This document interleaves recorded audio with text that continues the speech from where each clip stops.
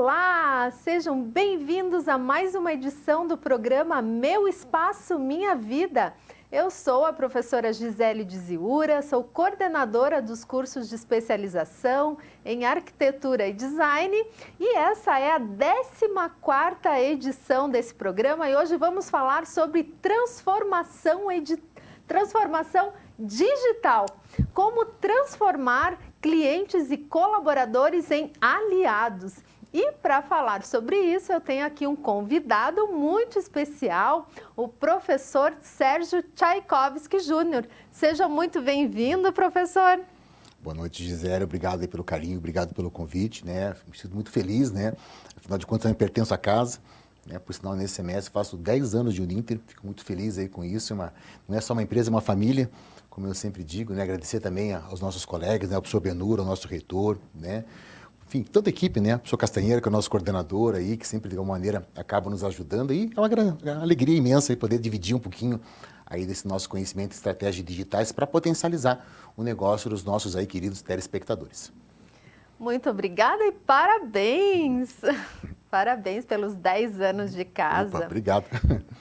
O professor, ele é então consultor e assessor nas áreas de planejamento estratégico, gestão de pessoas, vendas e marketing digital, de serviços e de varejo, mentor de startups e de novos negócios, consultor e instrutor para implementação de projetos e políticas públicas vinculadas a Smart Cities. Mas antes de iniciarmos, eu quero convidar você aí do outro lado a participar conosco. Então, você pode aí desde já entrar no Instagram e lá no inbox, no Instagram do @Arquitetura e Design Uninter e mandar uma mensagem para nós. Então, sejam comentários, questões, perguntas, enfim.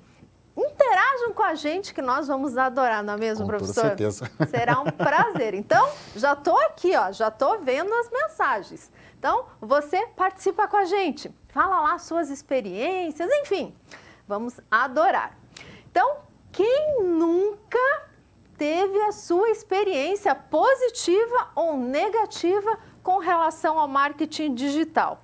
Você que acorda e vai dormir com a sua tela e a sua experiência com marketing digital, não é mesmo? Com toda certeza.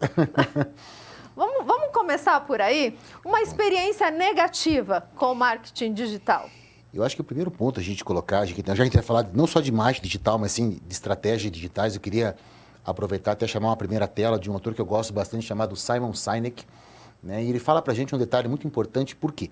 As pessoas, muitas vezes, elas são iludidas porque elas pensam que hoje trabalhar comunicação digital, marketing digital, bem como estratégias de branding, como a gente vai comentar, que elas estão interconectadas, mas elas não são necessariamente a mesma coisa. Elas estão sombreadas, mas elas almejam aí objetivos distintos. Hoje as pessoas têm uma visão muito equivocada dessas práticas digitais. Por quê? Tem uma frase do Simon Sinek que ele fala o seguinte: 100% dos nossos clientes são pessoas.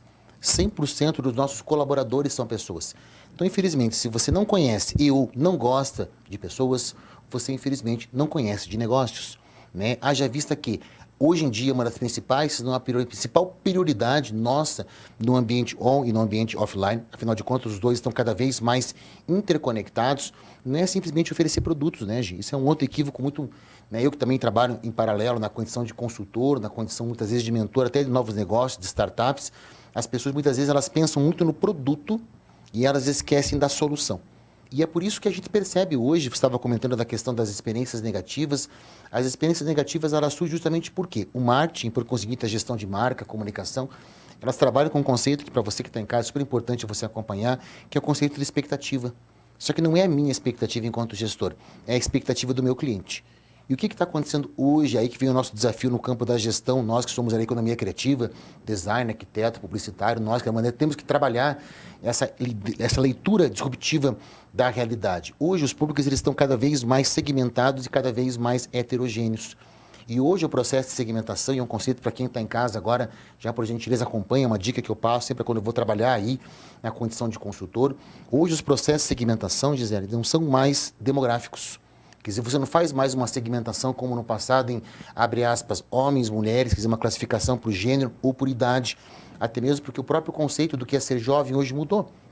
Né? Hoje os norte-americanos eles têm um conceito chamado kid out, que é traduzido em português como adultescente. Quer dizer, a gente não sabe mais em que momento as pessoas deixam a adolescência e se tornam adultos. Então, o que nós, agora, no campo mercadológico, temos que fazer?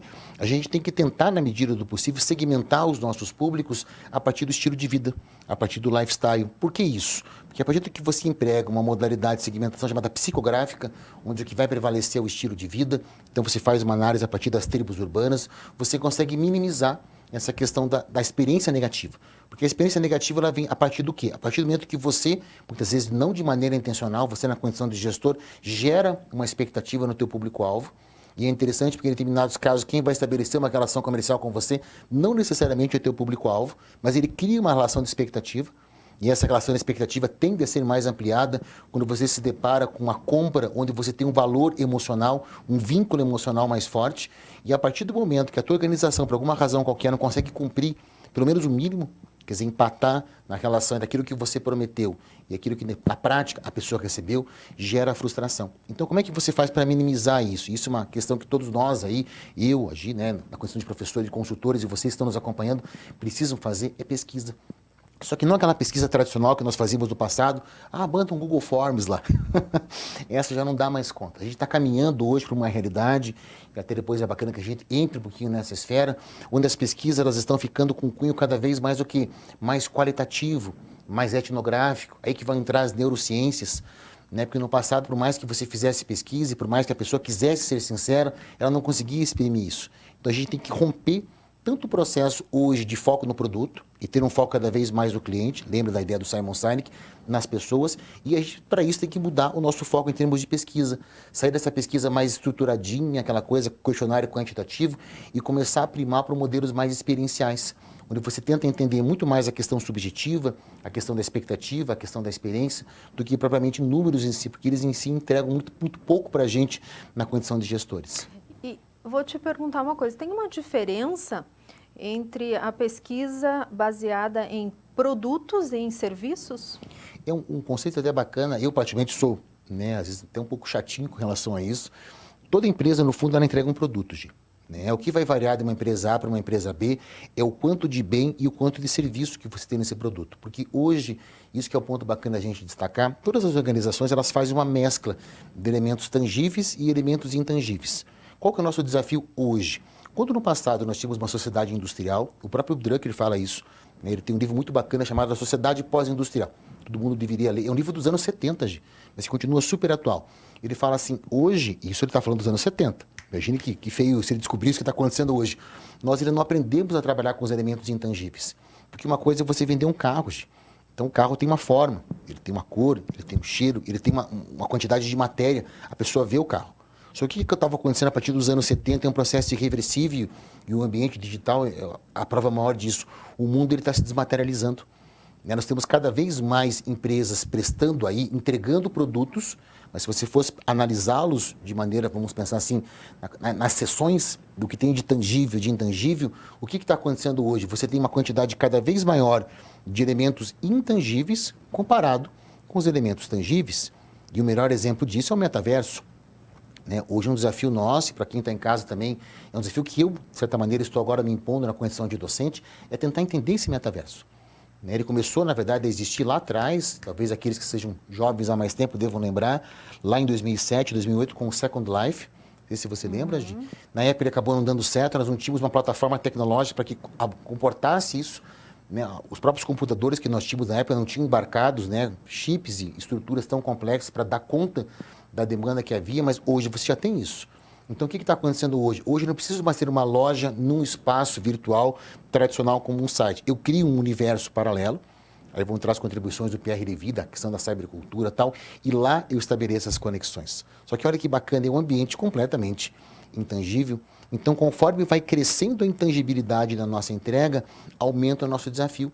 Porque a partir do momento que eu não tenho algo para tocar, não tem um cheiro, não tem uma cor, maior é a expectativa das pessoas com relação a essa entrega. Porque eu não tenho como tocar, né, Gi? Então, muitas vezes eu crio uma imagem daquilo que eu vou receber que é muito diferente daquilo que eu vou entregar. Então, enquanto você não conseguir calibrar muito bem essa relação entre entrega e, né, a possibilidade de tempo de expectativa, vai acontecer essa dissonância e vai acontecer essa frustração. E aí, deixa eu fazer um parênteses, isso acontece muito com relação aos projetos de arquitetura. Com toda certeza, Gi. Porque é difícil vender. Muitas vezes a gente vai entregar um projeto e a pessoa fala assim, não, mas eu vou pagar X, né, pela entrega que se refere a um papel, a uma plotagem, a um arquivo, né, que agora já muitas vezes já nem entrega, né, a plotagem, entrega o arquivo, né, e que não tem o cheiro, não tem o sabor, e a expectativa é muito grande. E essa expectativa ela vai acontecer, sabe quando? Na construção. E aí na construção a expectativa ela pode ser muitas vezes positiva e muitas vezes negativa, mas o tamanho do espaço era esse, né? Era maior ou menor do que ela imaginou. Exatamente. Né? Então, é bem isso. E a questão que eu vejo na questão da arquitetura, acontece isso no design também. Eu que trabalho nos cursos de design, a gente vê isso muito. Você trabalhou a questão da planta, eu, com os alunos do design, a questão, por exemplo, de uma logomarca, de um manual de identidade corporativa. Muitas vezes o indivíduo que contrata uma empresa especializada em gestão de marca, por exemplo. Então a empresa faz lá um manual de identidade corporativa, cara, aquilo demora um tempo, né? Porque você tem que fazer toda uma pesquisa, uma análise, vai entrar questão como semiótica, estética, uma série de disciplinas. Daí você finalmente compõe lá uma logomarca e de uma maneira faça a síntese de uma série de valores e diferenciais da empresa do teu cliente. Daí o indivíduo vai lá, recebe o quê? R$3.000 por um rabisco. E ele não consegue entender a quantidade de tempo, de experiência que aquele indivíduo que de fato fez. Eles não é um, mas é uma equipe, né, Gi? Isso acontece na arquitetura, que são indivíduos de diferentes áreas que fazem lá um projeto. Então, o que a gente precisa hoje, inclusive, é trabalhar uma questão de alinhamento. Né? Mas tudo foi levado em consideração, né? Para fazer um projeto, são todos os elementos paisagísticos, arquitetônicos, topográficos, enfim, se eu não elencar todos, vou esquecer de alguns com certeza, mas são muitos elementos. Mas dá para a gente chegar muito próximo, que aí você falou do metaverso, né? A partir do óculos, a partir de uma realidade aumentada, de uma realidade virtual, a gente consegue aproximar muito, né? Mas claro que nada substitui o real, ainda, deixa eu colocar uma vírgula aí, ainda nada chega ao próximo, porque tem a questão dos sentidos, das sensações. Né? Então, o ativar a amígdala, né, que as questões cerebrais, as sinapses, ainda a gente não consegue. E um ponto muito bacana, eu agora, aos pouquinhos, estou tentando, né, porque a nossa vida como professor é isso, é um eterno processo de amadurecimento de certos conceitos, né? Eu tenho uma formação original na psicanálise, né? Uma das minhas formações, né? E eu sempre defendi isso com meus alunos, falei assim, olha, tome muito cuidado, essas compras que nós fazemos não são compras pautadas em elementos racionais, nós temos uma gama de elementos dispostos de uma estrutura que a gente chama de inconsciente. Esse inconsciente, muito embora ele não esteja 100% presente lá, porque você tem toda uma questão superegóica, né, de você tentar travar determinados estímulos, ele acaba tendo um papel muito forte. Só que quando a gente trabalhava a questão da psicanálise, por fato de ela ser um tanto quanto etérea, né, para trabalhar estruturas, uma questão de linguagem, nem todo mundo conseguia compreender. E hoje, mais recentemente, o que a gente percebe? A gente percebe que os estudos de neurociência, aí vem o mérito do Dr. Paul MacLean, né, quem puder lê-lo, ele que é o pai da neurociência. Ele que estabeleceu uma teoria que depois nós trazemos para uma arte, você traz para a arquitetura, quando você trabalha a neuroarquitetura, que é a ideia do cérebro trino. Né? Quer dizer, nós temos dentro da nossa estrutura cerebral um cérebro primitivo, que é um cérebro reptiliano.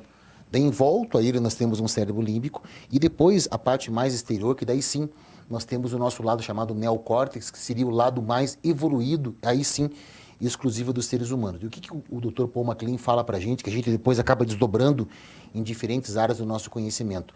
Aquilo que nós considerávamos como sendo prioritário dentro do processo de tomada de decisão, que seriam os estímulos que vêm dessa parte mais externa do cérebro, que seria única e exclusivamente do ser humano, que seria o neocórtex, não chega a 10% a 15% dos nossos processos de decisão. Por quê? Na maior parte das vezes, muito embora nós não assumamos isso né, dentro do nosso dia a dia, boa parte das nossas decisões estão vinculadas ao nosso cérebro reptiliano, a esse nosso cérebro mais primitivo, e ou, em paralelo, a questão do cérebro límbico, que controla as nossas emoções. Então, uma forma nossa hoje de tentar minimizar esse processo, né, como eu estava colocando, de frustração, já que a gente não consegue conferir para o indivíduo uma experiência plena, que nós já entendamos que muitos dos elementos que vão se fazer presentes dentro da avaliação de um projeto não são racionais. Até mesmo porque, salvo você seja uma arquiteta e vá, de fato, estruturar um projeto para um outro arquiteto, para um outro engenheiro, eu mesmo, na condição, sou formado em Direito e Publicidade, sou completamente leigo. Então, o que a gente tem que partir da premissa? Que muito do processo de avaliação, tanto do projeto quanto da entrega, se dá a partir de elementos subjetivos. Ou seja, quando a pessoa muitas vezes solicita para você uma planta para fazer uma casa, ele não está construindo uma casa, ele está realizando um sonho. Então, enquanto nós não tivermos esse tipo de percepção, então, por exemplo, lá, o indivíduo não está comprando um carro, ele está comprando muitas vezes, ou está adquirindo, ou está dando vazão a um sonho de infância dele, né? E isso, muitas vezes, ele não assuma explicitamente, ele não chega lá para o dono da loja e fala assim, eu quero realizar meu sonho de infância. Então, agora eu vou comprar esse carro, eu vou comprar essa moto. É isso que, no fundo, lá dentro daquela estrutura mais primitiva, que seria o nosso cérebro reptiliano, realmente acaba, de alguma maneira, dando essa sensação de satisfação, né, Gi? Então, o que nós, agora, a economia criativa, que nós temos que fazer? Nós temos que sair um pouco desse nosso tecnicismo, e os próprios cursos hoje de design, arquitetura, publicidade estão, de alguma maneira, rumando para isso. Quer dizer, porque antes os cursos eram técnicos, né, Gi? Quer dizer, você imaginava que o arquiteto ele tinha que construir uma casa. E hoje, o que você percebe que eu acho muito legal? Hoje, o arquiteto ele tem que ter conhecimento na área de planejamento estratégico, porque ele vai ter um escritório. Então, não adianta ele ser muito talentoso e, infelizmente, não ser bom de negócios. Como é que ele vai captar, como é que ele vai prospectar um cliente? E, em paralelo, uma coisa que eu acho fantástica, eu sempre fui defensor disso e agora muitos cursos estão, de fato, trazendo, estão infundindo isso nas suas grades curriculares, é essa leitura do ser humano. Porque daí você pega, por exemplo, um publicitário que conhece muito de publicidade, um arquiteto que conhece muito de arquitetura, um profissional na área de direito que conhece muito de leis, mas não conhece de pessoas.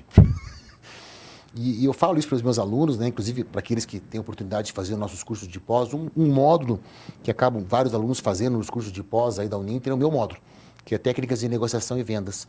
E as pessoas têm muito preconceito com isso, Gi. Porque as pessoas falam, eu não sou vendedor, eu não vendo nada, eu não negocio nada. Eu falo, esqueça isso. Desde o momento que nós acordamos até o momento que nós vamos dormir, para você que está em casa agora, uma reflexão bacana para você começar a fazer, nós estamos estabelecendo o tempo todo relações de negociação e de vendas. Como? Né, para você ter uma ideia bem simples assim, quando você acordou agora de manhã cedo, não sei em qual horário que você acordou, a primeira coisa que você fez, sem você perceber, foi uma negociação de você com você mesmo. Que possivelmente tocou o teu relógio, tocou o despertador no teu celular, né, e você teve que fazer um processo de negociação interno, fazendo a seguinte ideia, vale ou não vale a pena? Será que eu acordo? Será que eu não acordo? É isso? Exatamente. Ou se eu acordo agora, ou como muitas pessoas fazem, o cara já faz tipo um cronograma, assim, né? Que o cara vai colocando lá, tipo 6h10, 6h15, 6h20, 6h30, tal. E é interessante perceber que ao longo de todo o seu dia, você que está nos acompanhando agora, você estabeleceu o processo de negociação. De tal maneira que você, imaginando que você mora com outras pessoas na sua casa, você negociou várias coisas com essas pessoas. Você negociou o horário para cada uma das pessoas tomarem banho, você negociou que as pessoas iam comer. Mas você sabe que você falando isso, eu lembrei da dinâmica do escritório, né, de arquitetura, de design, de publicidade também, que a equipe, ela tem pessoas direcionadas para isso. Tem a pessoa do atendimento, as pessoas gestoras de projeto, as coordenadoras, as pessoas de prospecção, uma pessoa para prospecção, uma pessoa para apresentar, uma pessoa... Então, quanto mais a equipe ela vai se estruturando, ela vai tendo essas pessoas com perfis que são mais engajados nessas habilidades. Nessas skills. Exatamente. Então, isso é importante também. E você aí que está nos ouvindo, então vou falar de novo, participe conosco no nosso inbox no Instagram, @pós-arquitetura e design Uninter. Então participe que eu estou aqui vendo e já estou fazendo alguns comentários que bom, sobre essas participações. Então, tem aqui uma participação, por isso que eu comentei da equipe, porque tem a Rosalinda, aqui de Aracaju. Que bom, hein? A Rosalinda, então, ela perguntou exatamente isso. Se é possível ter esses diferentes perfis no escritório e para quem trabalha sozinho. Então, nessas equipes criativas. Então, se é possível ter essas diferentes esses diferentes perfis de competências? Um ponto que eu sempre defendo e vem ao encontro daquilo que a gente está vivendo agora, vamos pensar assim, desse fortalecimento de determinados elementos que são características da sociedade da informação, porque o conceito de sociedade da informação ele surge nos anos 70. O Daniel Bell cria esse conceito e depois, a partir dos anos 90, que ele se intensifica por conta da internet. E algo que o Bell já falava lá nos anos 70 e que de fato hoje aconteceu, é que a tendência é irreversível, que nós estabeleçamos um para com os outros, isso acontece no espaço urbano, eu que estudo Smart Cities, isso é notável, cada vez mais modelos colaborativos. Tem duas tendências muito bacanas para quem está em casa nos acompanhar, é uma tendência irreversível rumo a modelos colaborativos e dentro do espaço urbano, e isso vai afetar a questão do escritório, que nós tenhamos cada vez mais a posse, mas não necessariamente a propriedade dos bens físicos. Ou seja, daqui para frente é muito mais provável que nós aluguemos carros, né, trabalhemos com estratégias como, por exemplo, o Airbnb, o Uber, do que propriamente nós tenhamos aí modelos rígidos como tínhamos no passado. Né? Há 20 anos atrás, qual era o programa da família? Era ir para a casa da praia, porque era sempre no mesmo lugar, né? Inclusive ter uma casa da praia era sinal de status. Hoje, o que você percebe? Que não tem sentido. Né? As pessoas estão caminhando hoje, inclusive, para trabalhar modelos compartilhados de barco, de resort. Não é? Então, a ideia do compartilhamento, da troca, está cada vez mais presente. E isso, de alguma maneira, afeta o mercado de trabalho. Então, o que eu particularmente percebo? Né? As pessoas muitas vezes perguntam, professor, nós estamos vivendo uma crise hoje de trabalho? Eu falo, não. O que nós estamos hoje, muitas vezes, vivendo é uma crise da noção antiga de emprego. Porque hoje você não pode mais procurar um emprego.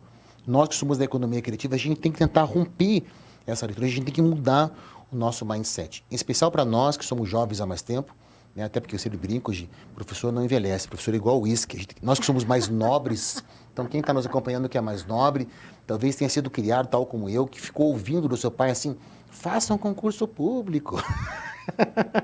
E você vai ter uma garantia, você vai trabalhar 30 anos e você vai se aposentar, bonitinho, aquela coisa toda. E isso mudou. Então, o que vai acontecer daqui para frente mais, aos meus olhos? Você vai ter que ser gestor da sua carreira. Aí que vão entrar as equipes. Né? Então, o que vai acontecer hoje? O mais provável é que nós estabeleçamos modelos híbridos no seguinte sentido. Você talvez desenvolva uma determinada atividade, aí a questão do trabalho, aí correlata a questão do emprego, vinculado a partir de uma relação de CLT para com uma empresa, mas isso vai ficar, por exemplo, vinculado a 4 horas do seu dia. Uhum. E o restante do teu horário, o restante lá do teu tempo, né, laboral, você vai se dedicar a projetos. E esses projetos eles vão acontecendo conforme vão existindo as demandas. Não é? Porque a gente não tem mais uma condição, dentro desse momento que a gente está vivendo, de estabelecer, como no passado, questões 100% lineares. Né? Quer dizer, a forma com que nós, inclusive, conduzimos o planejamento estratégico mudou.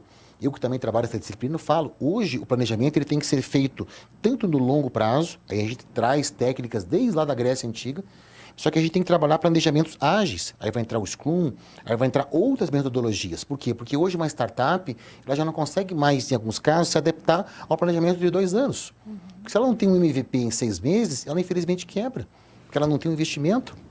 E falamos em negociação, falamos em colaboração, falamos em integração. Uhum. E como aliar tudo isso e trazer como parceiro os clientes e colaboradores? Eu acho que, primeiramente, com relação aos colaboradores, eu defendo uma ideia de um autor que eu gosto muito na gestão de marketing, chamado David Acker. O David Acker é, inclusive, o pai da expressão brand equity, que seria o valor de marca. E o Acker ele tem um conceito que eu gosto bastante, que ele fala assim, toda marca forte, na verdade, ela é feita de dentro para fora. Mas como assim de dentro para fora? A tua preocupação ela tem que estar, no primeiro momento, vinculada ao produto, com toda certeza. Só que você, em especial na área de serviço, tem que estar preocupado com o colaborador. Aí que vai entrar um conceito que, para quem está nos acompanhando em casa, é essencial, independente de você ter um escritório, trabalhar de maneira autônoma ou não, que é a ideia do employer branding. O que é o employer brand? É eu trabalhar relações de fidelidade não só com o meu cliente, como já acontecia no passado, mas com indivíduos que não necessariamente são os meus colaboradores, porque eu não sou o chefe deles, eu não sou, digamos assim, alguém que tem um vínculo empregatício para com eles. Contudo, eu tenho que mantê-los próximos da minha pessoa, porque em surgindo novos projetos, são pessoas que eu sei que ao estabelecer alianças estratégicas com eles, essas pessoas têm entrega. Então, o que eu tenho que fazer? Eu tenho que, de alguma maneira, trabalhar relações que estimulem essas parcerias na ideia do ganha-ganha. Quer dizer, hoje o bom arquiteto, o bom designer, o que ele consegue fazer? Ele é um indivíduo que tem um networking muito bacana, E conforme vão vindo esses projetos, o que ele faz? Ele chama equipes transdisciplinares que atendam essa demanda. Né? Então, como a gente estava comentando, eu vejo que hoje uma skill essencial para você que está agora em casa, arquiteto, design, é você trabalhar negociação, é trabalhar networking, sabe? Por isso que uma outra dica, uma lição de casa para quem não está agora nos acompanhando, super importante no ambiente digital, crie um LinkedIn, né, gente? A gente vê que tem muitos profissionais hoje na área de arquitetura e design que não tem um LinkedIn. Eu acho isso um erro, assim, cabal. Ah, professor, mas eu tenho um Instagram, eu tenho um Facebook, legal, bacana, eu tenho um Pinterest, acho super bacana. Nós, Economia Criativa, temos que estar lá nessas redes com toda certeza, tem que ter um TikTok. Hoje o TikTok está de alguma maneira se encaminhando uma pegada mais business, mas hoje, quer queira ou quer não, goste ou não goste, nós temos que ter uma relação forte com o LinkedIn. Principalmente por conta dessas parcerias. Porque daí você fortalece vínculos com determinados parceiros e essas equipes, uma vez elas se solidificando, fica muito mais fácil você ter uma entrega mais, vamos pensar assim, satisfatória para o teu público-alvo. De tal maneira que você, arquiteto, você já tem um design de interiores que trabalha com você. Tem um outro colega que é especialista em uma área que talvez você não domine, então você conhece muito bem de imóveis, a pessoa conhece de paisagismo, e vocês vão trabalhando isso de maneira colaborativa. De tal maneira que quando você vai entregar um produto final lá para quem te contratou, a pessoa não sabe quantas pessoas que da fato trabalharam, mas cada um trabalhou dentro da sua especificidade. Até porque se você tentar fazer tudo sozinho, você infelizmente não dá conta. Né? Eu, quando vou explicar isso para os alunos, é um exemplo meio bobo, mas talvez as pessoas em casa, de uma maneira, entendam isso e tragam isso com uma expertise para a sua vida. Lembra daquele filme chamado Mercenários, com Sylvester Stallone? Então, hoje, no fundo, você que está nos acompanhando, você tem que ser igual ao Sylvester Stallone, você tem que saber montar boas equipes, dependendo da missão. Então, você recebe um projeto e você tem que ter especialista em várias áreas, você tem que saber fazer todo o planejamento estratégico, inclusive com relação à duração desses contratos. Nada impede que esses contratos depois sejam dilatados, mas eles têm que ter um prazo, digamos assim, de operacionalidade em termos de entrega, porque cabe a você, dentro dessa condição desse novo mundo que a gente está inserido, fazer esse tipo de gestão. Quer dizer, além de você fazer a gestão do teu escritório, além de fazer do teu espaço, você tem que fazer a gestão das tuas equipes, que não são mais equipes fixas, não é? E são equipes, inclusive, que se dão, né, de forma geograficamente distante, mas integrada a mesmos projetos. A própria pandemia mostrou isso para a gente. Né? A pandemia, se ela teve, até vou parecer meio mal educado com relação a isso, peço desculpa, né? Um ponto positivo é porque ela acelerou uma série de processos nesse sentido. A gente começou a perceber, mas cara, por que eu vou contratar um parceiro meu aqui no Brasil, sendo que eu tenho um programador muito melhor na Índia? O cara também fala inglês, eu falo inglês, eu posso pagar para ele, inclusive, utilizando lá, vamos pensar, uma moeda virtual. Posso trabalhar isso, não preciso pagar ele financeiramente, o cara aceita isso em dólares e tal. Então, eu não tenho mais uma necessidade de me conectar a pessoas que geograficamente estão próximos. Eu tenho que fazer isso. Então, a gente falava na questão do colaborador. Isso também vale para o nosso cliente. Hoje, uma outra palavrinha para você que está em casa agora, que atua no ambiente digital, estudar, é o que a gente chama de glocal. O que é glocal? Você tem que pensar de maneira global, só que você tem que respeitar as especificidades locais de cada cultura, de cada tribo urbana, de cada grupo de clientes. É o que as marcas de sucesso fazem. É o caso do McDonald's. Qualquer lugar do mundo que você for, tem lá o número 1, que é o Big Mac, que é a Coca-Cola, lá, o refrigerante que você quiser, a batata frita. Só que o McDonald's vai criando especificidades dos vários países, como criou no Brasil. O próprio nome agora é Mac aqui no Brasil. Né? Então, olha que bacana, eles criaram o Mac Sampa lá para comemorar a 10ª loja deles no Brasil, que era com mortadela, até porque lá em São Paulo as pessoas gostam. Veja que bacana, você adapta a cultura do local com a cultura do global, dentro de uma estratégia de marca no ambiente digital. Muito obrigada. Nossa, uma aula, mais uma aula. Agradecemos. Agradeço muito a sua participação. Acho que merece daqui a pouco a gente gravar e fazer uma nova versão, uma outra versão, uma parte 2 desse programa. Agradeço você que estava em casa, que estava no trânsito, que estava no seu trabalho, onde quer que você esteja. Agradeço muito a sua participação, a sua audiência e até uma próxima oportunidade. Obrigada novamente, professor. Gisele, obrigado, professor que está aqui em casa aí, e até uma próxima. Fique com Deus, muito obrigado.